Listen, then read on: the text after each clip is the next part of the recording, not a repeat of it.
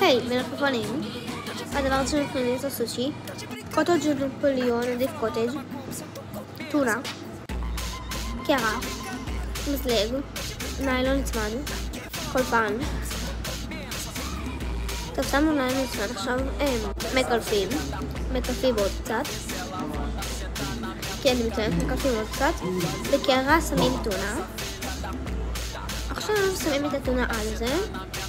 ומעל שמים את הקוטג' ומתחילים לגלגל פה כל התהליך של הגלגול.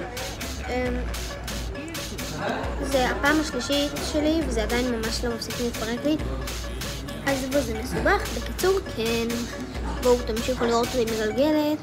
עכשיו אני מגלגלת עוד קצת, וזה בעצם הסושי מלפפון שלנו. למי שלא אוהב סושי, תתעלמו מהרעשי רקע. לדעתי זה ממש טעים וכל שילוב ביחד, וזהו, ביי.